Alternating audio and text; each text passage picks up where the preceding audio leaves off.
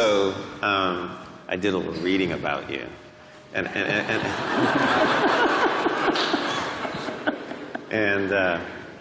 he's not as uneducated as he would have you believe. So he's actually quite adept. That's pretty clear. And I was curious because I think it was back in 1982 when you had like your first enlightenment experience, I think. And there's a story here. So you mentioned how it seemed like only 10 or 15 minutes had gone by. But what had happened is that you'd been out in this state for like maybe 4 hours or so when you came to and looked at your watch. The analogy is this is what people under anesthesia report all the time. In other words, they have this sense that no time has passed. You were not around that day.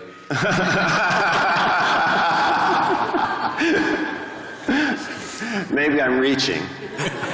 But they report a very similar phenomenon, you know, that it seems like they'll wake up sometimes from anesthesia and they'll go, you know, have you started yet? You're done? They're actually quite surprised. So whatever our timekeeping mechanism is, right? It's different from sleep. It's noticeably different from sleep because often when you sleep, except in some rare instances, you have a sense that, you know, time has passed. You know, you went to sleep, you woke up, you know, you may not be able to judge it exactly. But characteristically, under anesthesia, when people come to, they feel like no time has passed. Any thoughts? Mm-hmm. See, our sense of time, the only way human beings know time is by the cyclical movement of things that are happening. If the earth spins once, we call it a day. If the moon goes around the earth, we call it a month. If the planet goes around the sun, we call it a year. Or if the clock goes around, we call it an hour. Mm-hmm. So only by cyclical movements we know time. What cyclical movement means is, all physical dimensions of the existence, from atomic to cosmic, exists only because of cyclical movements. Anything physical in the universe is naturally cyclical. Mm-hmm. So the entire yogic process is just about this, how to transcend the cyclical movement of our existence. Because cyclical movement means we are going in circles. If I tell somebody, you're going in circles, what does it mean? It means you're not getting anywhere. So this is the fundamental ethos, that once you're attached to cyclical moments of life, you're not really getting anywhere, but it feels like you're going somewhere. Today, everybody knows this experience because most of them walk only on the treadmills.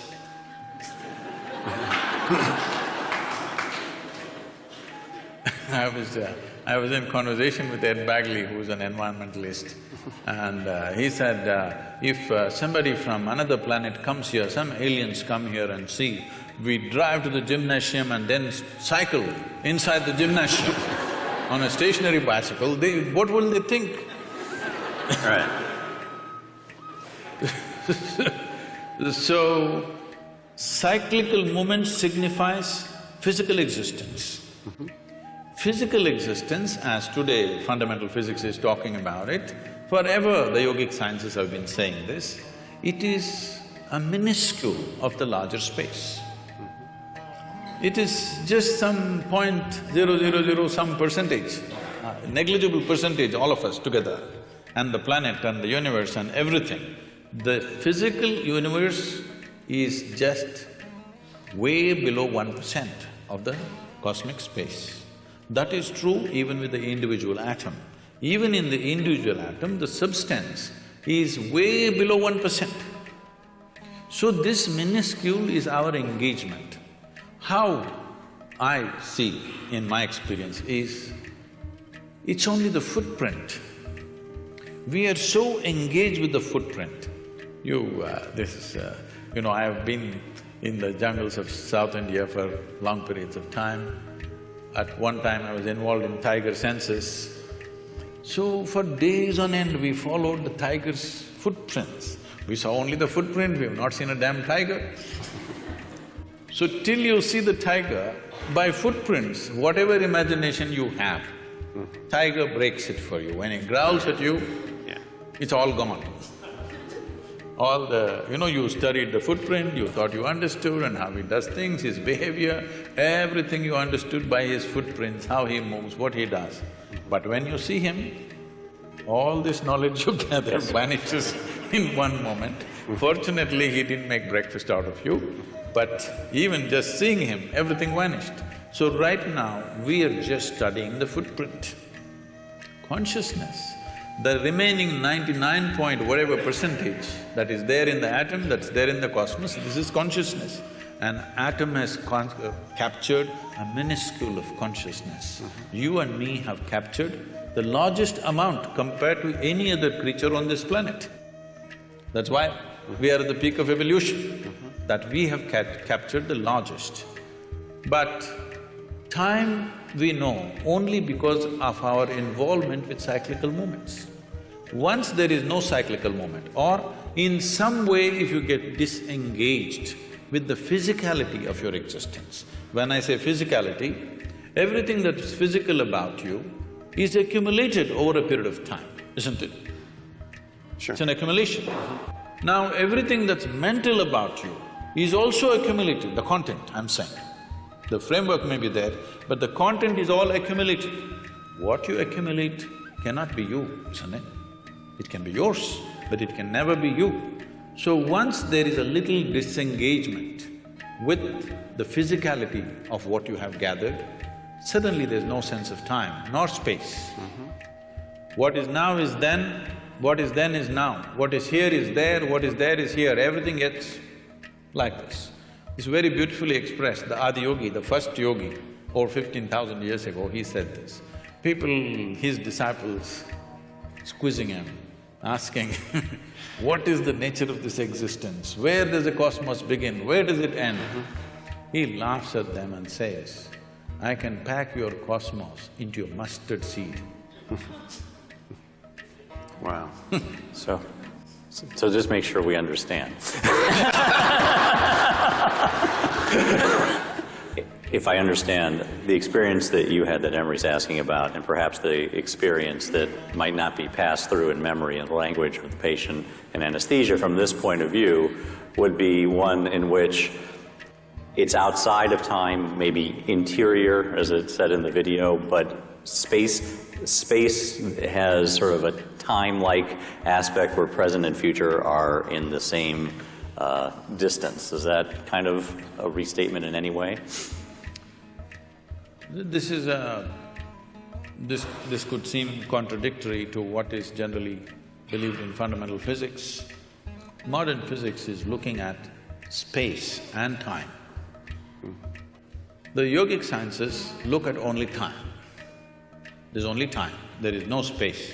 Because there is time, there's a consequence of space. Okay. If there was no time, there would be no space.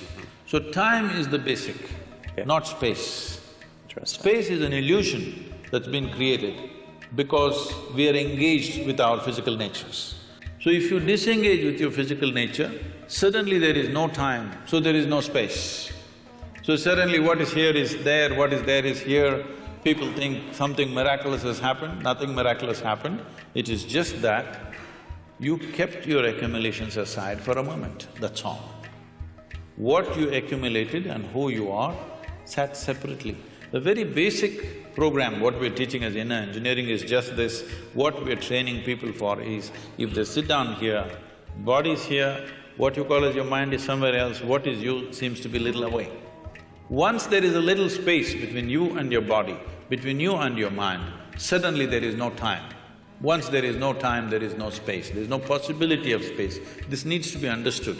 We have a common word both for time and space. We call it kala. Kala means time. Kala also means emptiness. So emptiness means space. So this hall is empty, that means there is space here. We say when the hall is full, we say there is no space here, that's what we mean in a simplistic way. But the same word is employed both for time and space because space is bred by the time. If there is no time, there is no space. Right now we are understanding time as cyclical moments. So we are looking at time in two different dimensions, Kala and Mahakala, the greater time. The greater time has no cyclical moments. Cyclical moment is because of physical nature. Because of physical nature, there is time in terms of birth and death, in terms of initiation and expiry of everything that happens. Every atom, every electron, every proton somewhere has an age. Even the very planets and the solar system and the sun has an age. Sometime it is begun and sometime it's going to end. Whether it's going to be a bang or it peters out is is something we can debate. Sure. But physicality is not perpetual. It begins and ends. Because of that, we are looking at time in that sense. But there is time beyond cyclical nature. This we call Mahakala. Is there some logical way of explaining it? No.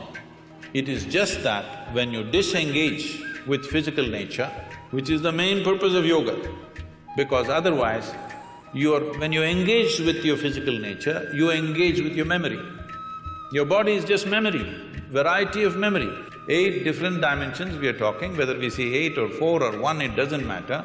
This has taken a particular form only because of memory. It is functioning in a particular way only because of memory. So when we disengage with physical form, we are disengaging with memory absolutely. When you disengage with memory, suddenly there is no past, present and future, so there is no time. Because there is no time, there is no space, there is no distance, there is no possibility of this and that.